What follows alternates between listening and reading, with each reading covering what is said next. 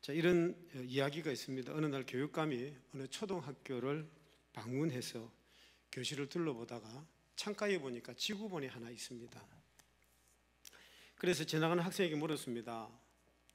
초등학생에게 물었습니다. 이 지구본의 축이 왜 이렇게 삐딱하게 기울어져 있느냐 하고 물었습니다. 여러분, 우리 지구는요 23.5도가 기울어져 있습니다. 그러면서 이게 자전과 공전을 하면서 봄, 여름, 가을, 겨울이 있게 되는 거죠.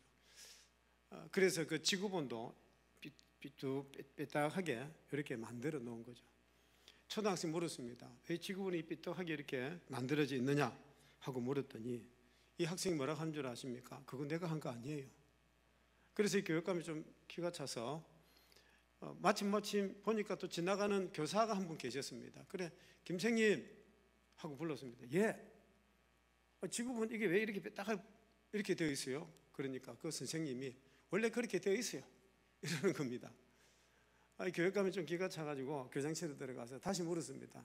교장 선생님, 이 지구본이 왜 이렇게 좀 빽딱하게 만들어져 있어요? 하고 그러니까 아이고 그것도 모릅니까? 국사라서 그렇습니다. 그랬다는 겁니다. 여러분, 아주 타성적인 무기력, 무관심입니다. 왜 이게 비틀어져 있는지 별로 생각을 안 해보는 거죠. 별로 관심이 없습니다. 이래가지고 여러분, 참 교육이 제대로 되겠습니까? 무슨 세계 경쟁 이야기가 나오지만 정말 우리 자녀들이 세계 경쟁 속에서 살아갈 수 있을까요?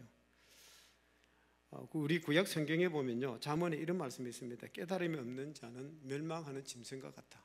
깨달음이 없는 자는 멸망하는 짐승과 같아. 이렇게 말씀을 합니다. 여러분, 우리가 무슨 사건을 보든지 무엇을 보든지 깨달아야 되는 거죠. 깨달음이 있어야 그 다음에 발전이 있습니다.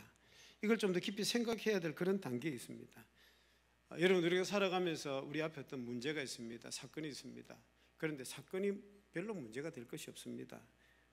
뭐가 문제냐 하면 사건에 대한 자세입니다. 어떤 일을 당했느냐? 이게 아닙니다.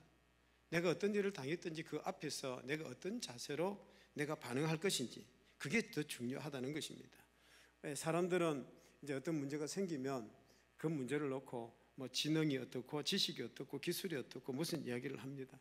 그런데 가장 중요한 것은 뭐냐 하면 그게 아닙니다. 그 문제 앞에서 내가 이 문제를 어떻게 풀어갈 것인가, 내가 이 문제를 어떻게 대하느냐 하는 것입니다. 사람들은 제일 쉽게 어떤 문제를 당하면 비난과 비판과 불평과 원망을 먼저 합니다. 여러분, 그런 자세로는 안 되는 것입니다.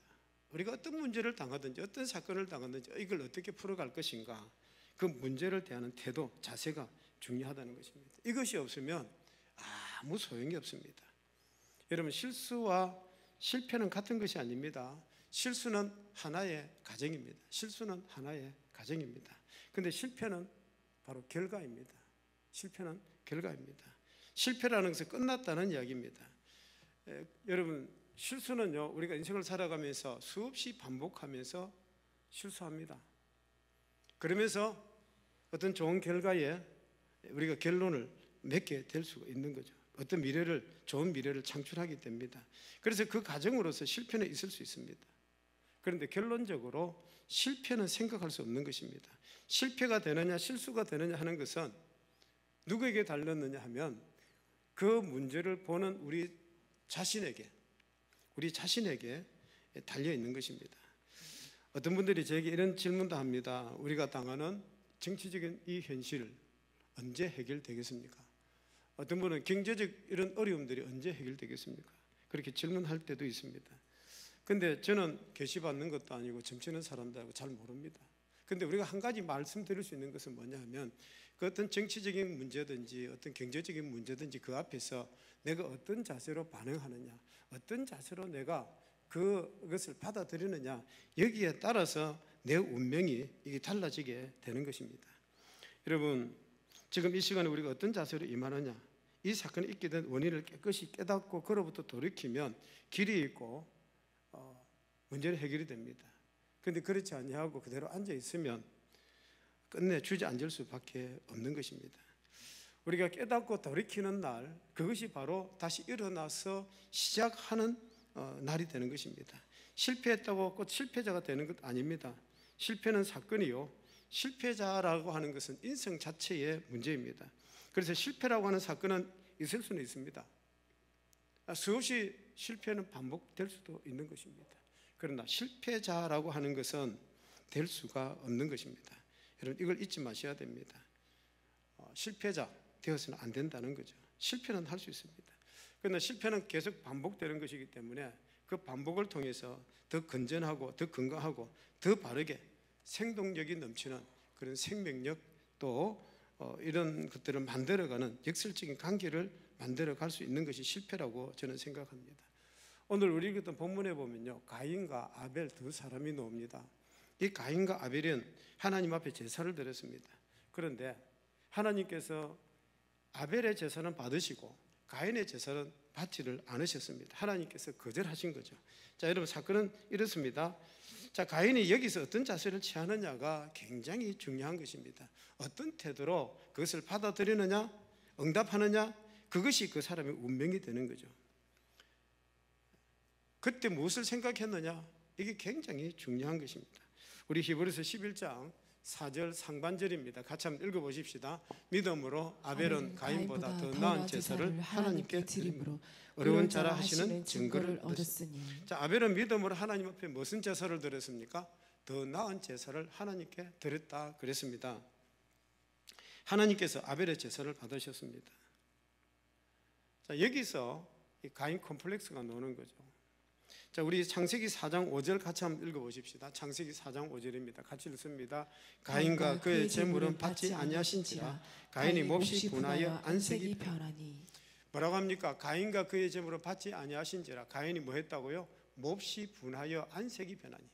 심히 안색이 변했습니다. 화가 난 것입니다. 너무너무 화가 나는 거죠. 이 갈등을 말하는 것입니다. 괴롭습니다. 자, 여러분, 제가 여러분에게 묻습니다. 하나님이 재물을 안 받으셨다고, 하나님이 가인의 재물을 안 받으셨다고 가인이 화를 낼 일입니까? 화를 낼 일입니까? 분해할 일입니까? 아닙니다. 화낼 일이 절대로 아닙니다. 하나님께서 아니시라 하면 아닌 것입니다. 내가 아무리 잘했다 하더라도 하나님이 아니라고 그러면 그거 아닌 것이에요. 그런데 하나님이 아니라 그랬는데 내가 왜 화를 내야 됩니까? 내가 왜 분을 품어야 됩니까? 여러분, 하나님께 드리는 제사인데 내 속마음, 내 진실을 아시는 분은 내가 아니라 그분이십니다. 하나님은요, 내 속마음을 너무 잘 아시는 거예요. 나를 너무 잘 아시는 분이 누구냐면 하나님이십니다. 그런데 왜 안색이 변합니까? 왜 분노합니까? 왜 통곡합니까? 왜 갈등과 고민을 그렇게 괴로워하는 것입니까? 그 이유는 뭐냐 하면 하나님의 판단에 대해서 내가 공손하게 받아들일 수가 없는 거죠. 하나님이 내린 결정에 대해서 하나님, 나는 그렇게 할 수가 없습니다. 받아들일 수가 없는 거예요.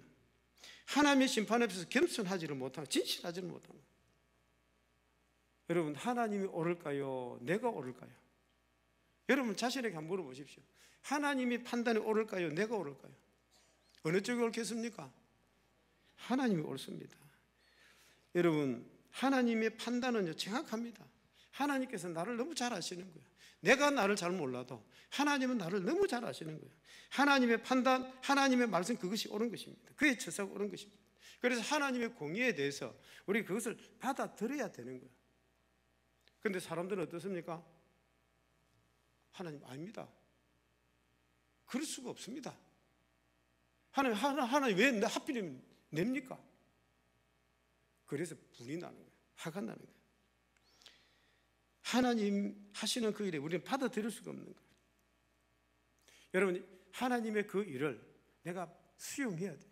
거기에 대해서 내가 받아들여야 돼요. 북한식으로 말하면 전폭적으로 접수를 해야 되는 것입니다. 이 접수가 잘못된 것입니다. 그대로 받아들였으면, 하나님의 그 판단을 그대로 받아들였으면 그 다음에 나오는 행동이 뭐냐면 나에게서부터 좋은 생각이 나와야 되는 거예요. 좋은 생각이 나와야 됩니다. 그런데 받아들이지를 못하니까 분이 나고 화가 나고 괴롭고 갈등이 막 생기는 거죠. 안색이 변하고 속이 들끓는 것입니다. 이는 결과가 다른 방향으로 분출되었기 때문에 그렇습니다. 그래서 하나님께서 미리 가인에게 이렇게 경고를 하십니다. 우리 창세기 4장 7절 말씀입니다. 같이 읽어보십시다. 너가 선을 행하면 어찌 낯을 들지 못하겠느냐. 선을 행하지 아니하면 죄가 문에 엎드려 있느니라. 제가 너를 원하나 너는 죄를 다스릴지니라. 너가 선을 행하면 어찌 낯을 들지 못하겠느냐. 제가 너를 원하나 너는 죄를 다스릴지니라. 다시 말하면 지금 위기다. 지금 위기다. 왜 위기입니까? 지금 가인이 고민하고 갈등하고 화를 내고 안색이 변하고 분노하고, 이게 바로 위기라는 거예요. 이게 분출이 되어서 다른 방향으로 터지기 전에 너 죄를 다스리라. 너 마음을 다스리라. 그게 분출되면 너 운명이 꼰두박질하는 위기라는 것입니다. 여러분, 가인이 고민하게 된 이유가 뭘까요? 만약에 아벨과 가인이 두 사람이 제물을 드렸을 때 하나님께서 제물을 두 사람 다 받지 않으셨다면 가인은 화를 절대로 내지 않았을 것입니다. 절대로 화를 내지 않았을 것입니다. 자, 그런데 하나님께서 왜요? 아벨의 제물은 받으시고 가인의 제물은 받지 않으셨습니다. 왜 동생 거는 받으시고 왜 내 거는 안 받았습니까? 하나님, 내가 형이지 않습니까? 왜 동생 거만 받고 나를 안 받습니까? 거기서 나오는 시기와 질투가 생기는 거예요. 여러분, 우리 인간성에 가장 뿌리 깊은 죄가 뭐냐 하면 시기 질투입니다. 우리 마음속에 뿌리 박힌 원죄가 뭐냐 하면 시기 질투입니다. 가만히 보십시오. 시기 질투 때문에 모두가 잘못되는 것입니다. 내가 못 사는 것이 다른 사람 때문에 내가 못 산다고 그렇게 배합합니다. 모든 문제가 여기 걸리는 것입니다. 그래서 시기 질투 때문에 어떤 사람 마지막까지 신앙까지 잃어버려요. 믿음까지 잃어버리는 사람이 있습니다. 여러분, 이 시기 질투가 마음속에 생기는 순간 내 이성이 병들기 시작합니다. 판단이 흐려지기 시작합니다. 시기와 질투는 그래서 무서운 것입니다. 이 시기 질투는요, 우리 인간의 인성을 썩게 만들어, 우리의 마음을 썩게 만들어 버리는 것입니다. 정신 못 차리게 만드는 것입니다. 여기서 위기에 돌입하게 되는 것입니다.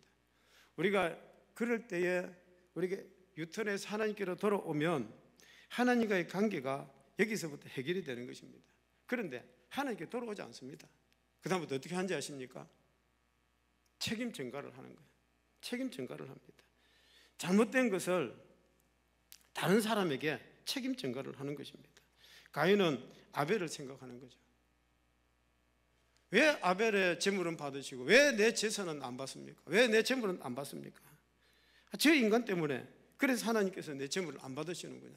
누구 때문이라는 겁니다. 오로지 하나님과 나와의 관계인데, 하나님과 나와의 관계인데 아벨 때문에 하나님 제물을 안 받으신다고 생각하는 거예요.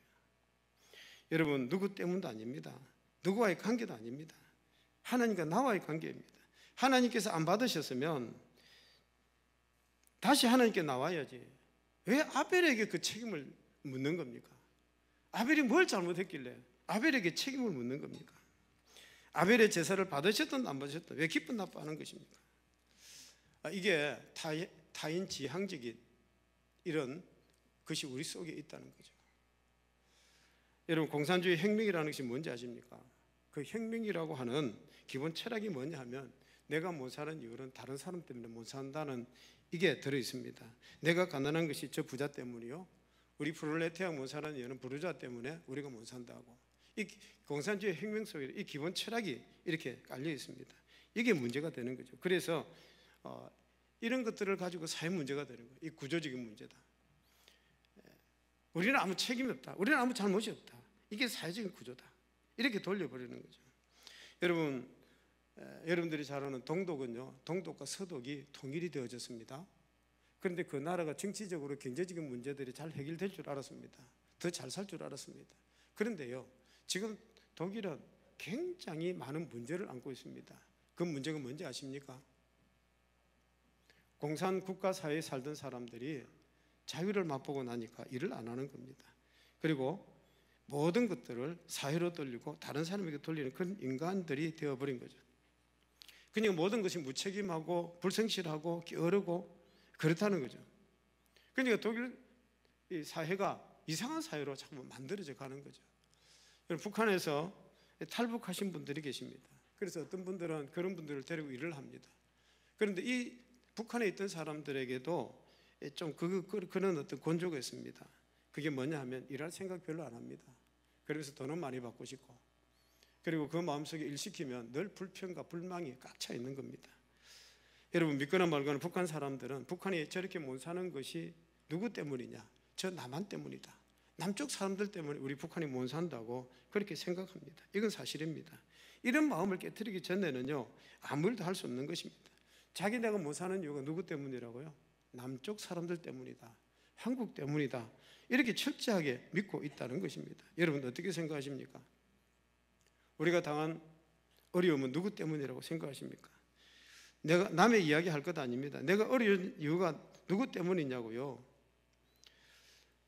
우리가 이렇게 늘 뉴스를 통해서 들어서 알지만 우리 국가에 이런 문제가 생기면 항상 하는 이야기가 있습니다. 총체적인 위기다. 그렇게 말을 합니다. 여러분 총체적인 위기라는 말 속에 숨어 있는 것이 있습니다. 그게 뭐냐면 내 책임은 아니라고 말하는 쏙내가 있는 것입니다. 여러분 여기에는 해결이 없습니다. 해결이 없습니다. 여러분 우리가 어떤 사건 앞에서 그 문제를 어떻게 대하느냐, 어떻게 반응하느냐, 이거 굉장히 중요한 것입니다. 모든 책임은 누구에게 있느냐 하면 나 자신에게 있습니다. 이걸 아셔야 됩니다. 모든 문제의 사건은요, 나 자신에게 있습니다. 다른 사람에게 있는 것이 아닙니다. 저는 참 이렇게 어떤 좋은 집사님들과의 모임이 있어서 종종 만납니다. 그런데 그 집사님은 참 좋으신 분이에요. 그래 한 번은 아이들과 함께 가족들이 식사를 하는데 그곳에 갔더니 그 집사님이 이런 이야기를 합니다. 목사님, 우리는 참 좋은데 아이들 때문에 고민입니다. 이놈들이 애도 미이고 집도 뛰쳐나가고 막 그런다는 거예요. 공부도 잘 안 하고 사건만 치고. 그래서 제가 그랬습니다. 집사님, 제가 문제를 좀 해결해 드릴까요? 그러니까 뭔데요? 어떻게 하면 해결할 수 있습니까? 그러니까 그런 이야기를 제가 들었습니다. 아이들이 공부 못하는 것, 아이들이 사고 치는 것 다 부모 잘못입니다. 그랬더니 아니 무슨 말을 하느냐고. 내가 아이들에게 돈을 안 줬습니까? 뭐 옷을 안 입혀줬습니까? 내가 애들 교육을 안 시켰습니까? 내가 할 걸 다 했다는 거예요. 자, 그런데 제가 그랬습니다. 아닙니다, 집사님. 집사님이 아이들 앞에서 좀 더 겸손해지면 좋겠습니다. 책임이 내게 있다고. 사실은 집사님은 아이들한테 막 야단도 치고요, 막 어떤 때는 너무 또 심하게 할 때도 있는 겁니다. 그러면 아이들이 반발하고 뛰쳐나가고. 한참 그런 이야기 하다가 집사님이 이런 이야기 합니다. 사실 나도 학교 다닐 때 참 부모성 많이 쓰겠습니다. 공부도 안 했고 참 애 많이 먹였습니다. 그런 이야기를 합니다. 그러니까 그 아들이 옆에서 듣고 있다가 아이고 아버지 빨리 이야기하지. 그러면 나도 아버지 썩 안 시켰을 텐데. 그렇게 이야기를 하고 있는 겁니다. 여러분 참 우리가 자녀들 앞에서도 참 미안하다 그 한마디가 자녀의 마음을 녹이게 되는 거죠. 너희들이 잘못한 것은 다 내 탓이다 그 한마디가 자녀들의 마음을 녹이게 되는 거죠. 그런데 그렇지 아니하고 나는 내 할 일 다 했다. 내가 너한테 용돈을 안 줬냐? 내가 옷을 안 입혔냐? 뭐 밥을 안 줬냐? 그렇게 시작을 하다 보면 이건 이제 문제 해결이 안 되는 것입니다. 무슨 이야기입니까? 책임질 줄 알아야 된다는 거죠. 책임을 지지 않으려고 하니까 거기서부터 문제가 새는 것입니다. 오늘 본문을 자세히 보면요, 그 원인은 오늘 제사를 드리는 이 사건 여기서부터 시작된 것이 아닙니다. 이미 그 이전부터 있었던 것입니다. 가인이라는 사람은요, 믿음이 없었습니다. 믿음이 없는 가운데 하나님 앞에 제물을 드렸더니 하나님께서 받지 않으시는 것입니다. 오늘 제사를 안 받으셨다고 하는 이 사건만이 중요한 것이 아니라 이미 이 사건이 있기 이전부터 가인은 벌써 그 원인이 있었다는 거죠. 여러분, 가인과 아벨이 하나님께 제사를 드렸는데 그런데 하나님께서 아벨의 제물은 받으시고 가인의 제물은 받지 않으셨습니다. 그 이유가 뭘까요? 그 이유가 뭐라고 생각하십니까? 여러 가지 해석들은 있습니다. 하나님은 곡식보다 양을 좋아하시기 때문에 그랬다 하는 이야기도 합니다. 또 아벨은 양 중에서 가장 좋은 것을 골라 드렸지만 가인은 제물을 아무렇게나 드렸다 그런 이야기도 합니다. 그러나 어떤 제물을 바쳤느냐를 가지고 설명하는 것은 설득력이 떨어집니다. 우리 다시 한번 창세기 4장 4절과 5절을 같이 한번 읽어보십시다. 같이 읽습니다. 아벨은 자기도 양의 첫 새끼와 그 기름을 드렸더니 여호와께서 아벨과 그의 제물을 받으셨으나 가인과 그의 제물을 받지 아니하신지라. 가인이 몹시 분하여 안색이 변하니. 자, 여러분 여기 본문에 보시면 여호와께서 아벨과 그의 제물은 받으셨으나 가인과 그의 제물을 받지 아니하신지라 이렇게 나오가 있습니다. 그냥 제물이 아니라 뭡니까? 아벨과 그의 제물, 가인과 그의 제물 이렇게 나옵니다. 제물과 아벨이 아닙니다. 제물과 가인이 아닙니다. 사람 이름이 먼저 나옵니다. 아벨과 그의 제물, 가인과 그의 제물을 그렇게 받으셨다는 것입니다. 여러분 이것은요, 하나님이 무엇을 먼저 보시는가를 보여주는 말씀입니다. 뭘 먼저 보십니까? 사람을 먼저 보십니다. 제물을 보시는 것이 아니라 사람을 먼저 보시고, 그래서 아벨을 먼저 보고 그리고 제물을 보셨다는 거죠.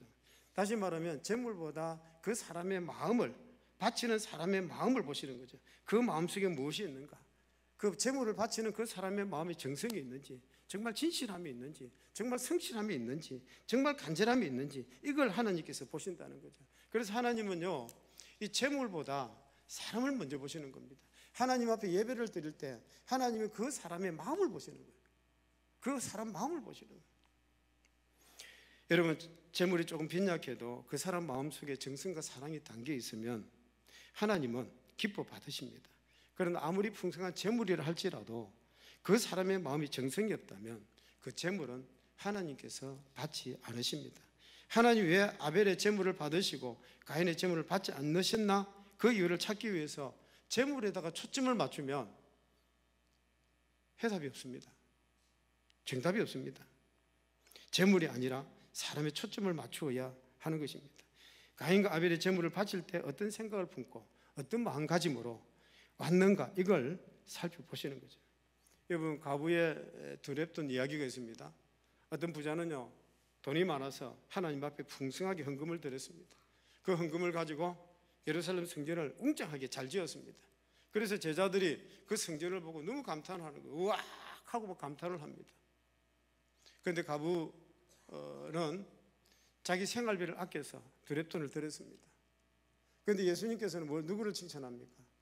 돈 많이 받은 사람을 칭찬하는 것이 아니라 그 마음과 정성으로 드린 가부의 두렙돈을 그렇게 칭찬하셨다는 것입니다. 하나님은요, 사람이 더 중요합니다. 사람의 그 형편과 그 마음을 하나님이 받으시는 것입니다.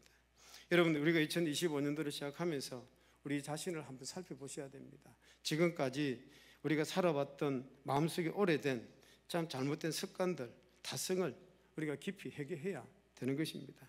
그리고 내 옆에 있는 성도, 내 옆에 있는 사람들에 대해서 감사를 드려야 됩니다. 나는 하나님 앞에서 오래된 타성과 습관으로 예배를 드려도 하나님이 받으셨을까? 이런 마음이 들 때가 있지 않습니까? 그런데 저분을 보니까 정말 하나님 앞에서 진심으로 기도하고 정성껏 드리는 거 보니까 저분의 예배는 하나님이 받으셨겠구나. 여러분, 그걸 보면서 감사를 드려야 되는 거예요.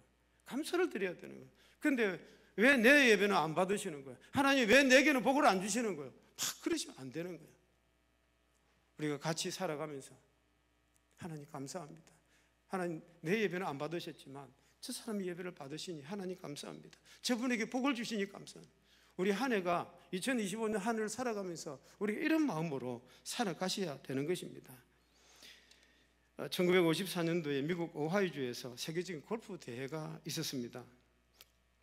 여기 아놀드 파머라고 하는 25살의 청년이 나가서 1등을 했습니다.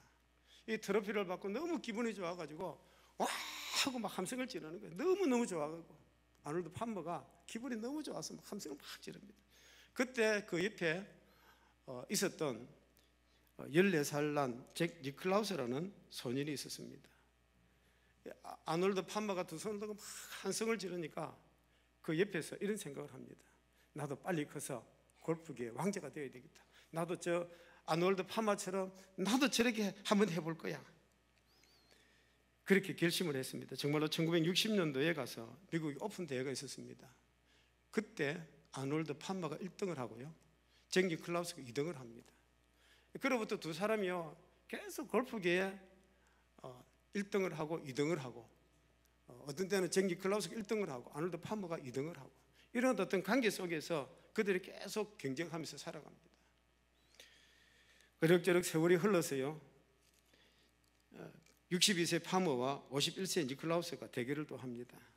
그 대결을 지켜보는 사람들이 걱정이 됩니다. 저 두 사람은 평생을 경쟁하면서 살아왔는데 저 어디서 한번 터지면 어떻게 하나? 서로 미워하고 싸우면 어떻게 하나? 저 두 사람이 저 경쟁하다가 혹시 한 사람이 죽기를 바라면 어떻게 하나? 이 두 사람의 사이를 걱정을 했습니다. 그런데 여전히 두 사람은 사이가 좋은 거예요. 아놀드 파머가 니콜라우스에게 기속말로 이렇게 말합니다. 자, 우리도 나이 많이 먹었지. 참으로 고마워, 잭. 그러니까 잭 니콜라우스가 아놀드 형, 정말 고마워. 형님이 계셔서 내가 여기까지 왔어. 그러면서 서로가 웃으면서 그렇게 하는 겁니다. 그 기자들이 그들을 보고 묻습니다. 당신들은 이렇게 둘이 평생도록 경쟁했는데 어떻게 그렇게 사이가 좋습니까? 그들은 대답합니다.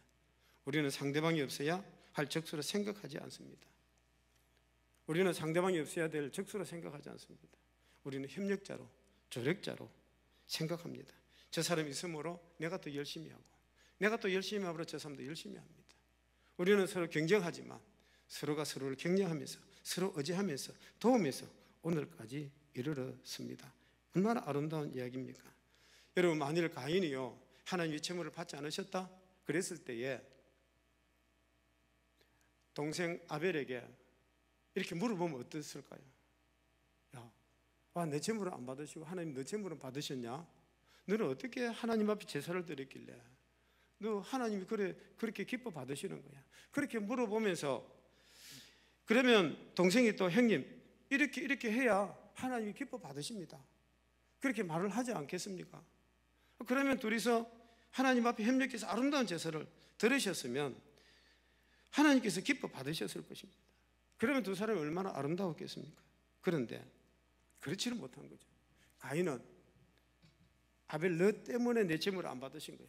너는 없어져야 돼. 너는 죽어야 돼. 그렇게 생각을 한 거죠.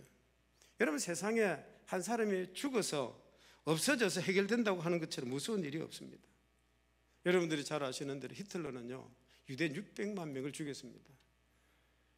캄보디아의 폴포트는요 지성인 300만 명을 죽였습니다. 저도 캄보디아 가서 들은 이야기입니다. 지성인들만 다 죽였습니다.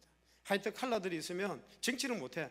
그래가지고 안경 쓴 사람들은 다 죽였습니다. 손바닥에 깨끗한 사람 다 죽였습니다. 뭐 붓을 떨어도 흔적이 있으면 그런 사람 다 죽였습니다. 지성인들만 300만 명을 그렇게 모조리 찾아서 다 죽였습니다. 이렇게 해서 사회주의 국가를 세우려고 했으나 역사는 그렇게 끝난 것입니다.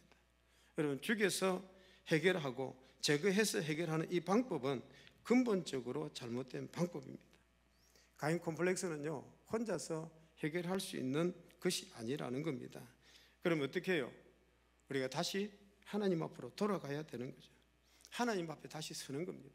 우리 예수님 보십시다. 우리 예수님 십자가 돌아가실 때에 얼마나 모순과 부조리한 사건들이 많았습니까?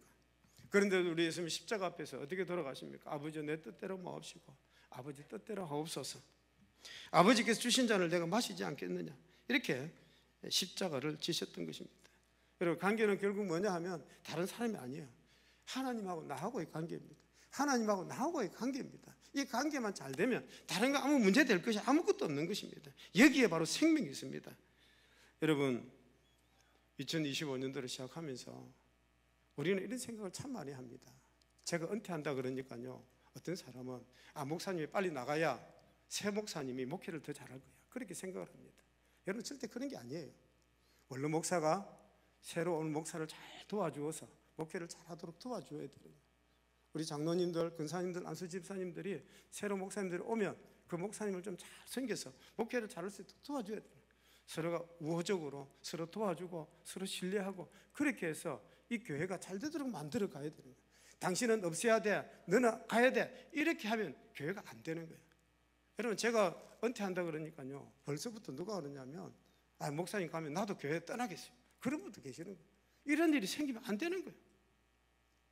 여러분, 제가 올 연말까지지만 그런데 조금 일찍 하고 싶은 마음은요, 이제는 저도 이제 물러나야 되겠다 이런 생각을 하기 때문에 그러는 거예요. 그러니까 이거를 여러분들이 좋게 받아들이시고 2025년도가 우리가 걸어가보지 못한 정말 새로운 길을 지금 우리가 걸어가는 거예요. 그래서 어쨌든 이게 말 없이 조용하게 이게 리더십이 이렇게 바뀌어질 수 있도록 도와주셔야 됩니다. 우리 하나님은요, 사람을 먼저 보십니다. 하나님 앞에 어떤 마음으로, 진실된 마음으로, 정말 간절한 마음으로, 정성스러운 마음으로 드리는 그 사람의 예배를 그렇게 기뻐 받으시는 것입니다. 어쨌든 25년 한 해 하나님께서 기뻐 받으시는 하나님의 사람 되시기를 주의 이름으로 축복합니다.